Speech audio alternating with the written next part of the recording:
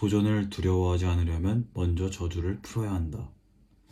아마 살면서 다들 한 번쯤 이런 사람을 만나봤을 것이다.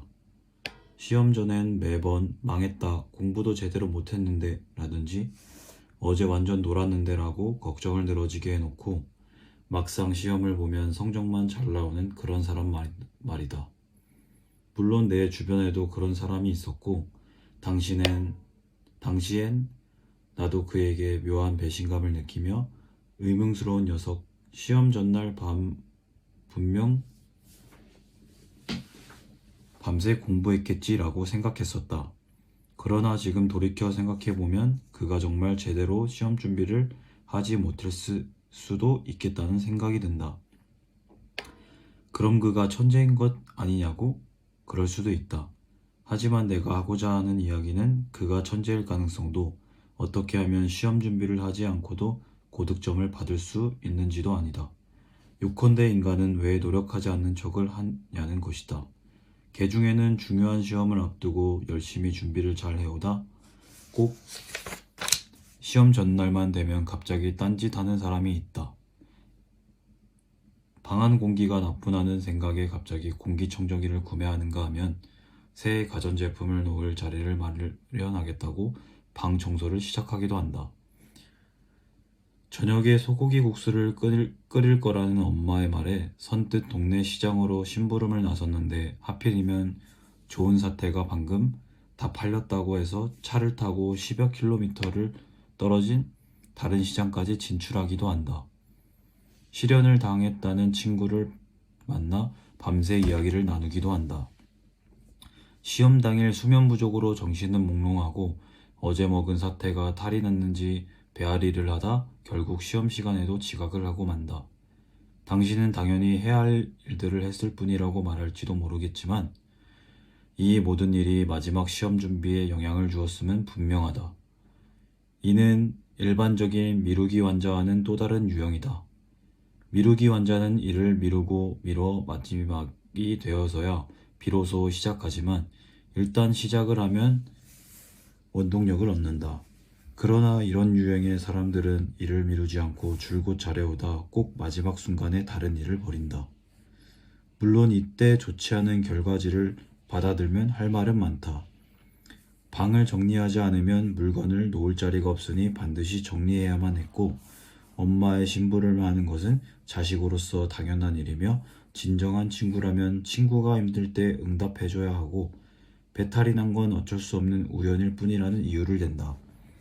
그래서 그들은 시험을 못 본 건 내 능력이 부족해서가 아니라 어쩔 수 없는 일들이 많았기 때문이야 라며 자신을 다독인다. 그러나 가슴에 손을 얹고 자문해보면 알게 될 것이다. 어쩌면 우리가 해야 할 일을 하지 못하도록 막는 배후의 요소들은 우리의 잠재의식이 계획적으로도 만든 걸림돌일지도 모른다는 사실을 말이다. 이는 일상생활에서 매우 보편적으로 흔히 일어나는 현상으로 심리학에서는 이를 자기불구화라고 말한다. 핸디캐핑은 본래 운동 경기에서 사용되는 용어로 수준이 다른 두 선수가 공정하게 경기하기 위해 규칙이나 점수 부여 방식을 변경하는 일을 뜻한다. 한편 셀프 핸드키핑, 즉 자기불구화란 스스로 장애물을 설치해 시작부터 불리한 조건을 자처함을 말한다. 자기불구화 현상이 나타난 이유 중 하나는 실패가 두려워서다. 내 친구 마이클리는 실력이 출중한 영어 선생님이다. 학교에서 아이들을 가르치는 직업을 가진 만큼 수입이 안정적이기는 하지만 가계 지출을 고려하면 조금은 빠듯하게 살림을 꾸리고 있다. 그러던 어느 날 한 신생기업에서 마이클에게 연락을 해왔다. 그의 실력을 높이 산 창립자가 함께 영어 교재를 개발하고 싶다며 협력을 제안해온 것이다. 물론 마이클에게는 매우 좋은 기회가 아닐 수 없었다. 그런데 한참을 고민하던 마이클은 자신의 학력이 그리 높지 않다는 등 신생 기업 문화에 어울리지 못할 거라는 둥 자기 같은 선생님은 널리고 널렸을 거라는 등 이유를 들어 결국 그 좋은 기회를 다른 사람에게 넘겨주었다. 사실 기회가 좋을수록 생각이 많아지는 건 비단 마이클만의 문제는 아니다. 아마도 마이클은 누구보다 그 기회를 원했을 것이다. 다만 기회를 원하는 만큼 내가 그 일을 제대로 해내지 못하면 어떡하나 나 자신에게 실망하기 싫은데 라는 두려움이 엄습했을 테고 그러다 보니 실망할 바에는 아예 하지 말아야겠다는 결론에 도달했을 것이다. 자기불구화란 바로 이런 것이다. 자기불구화 현상이 나타내는 또 다른 이유는 인생 자체가 현실과 이상의 줄다리기이기 때문이다.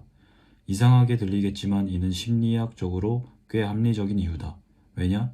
현실은 불공평하니 이상이 현실 앞에 무릎 꿇을 수밖에 없는 이유를 잔뜩 생각해 이상적 자아를 보호하고자 하는 것이다.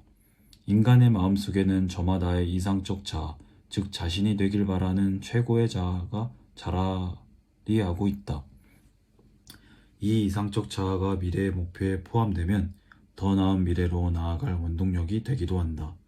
그러나 어떤 사람들의 이상적 자아는 과거에 머물러 있다.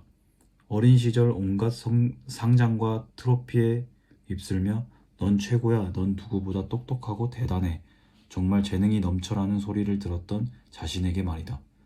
이런 사람들은 과거 대단했던 자신을 굳게 믿으며 세월을 따라 변화하지 못한 나약한 이상적 자아를 어떻게든 보호하려 한다.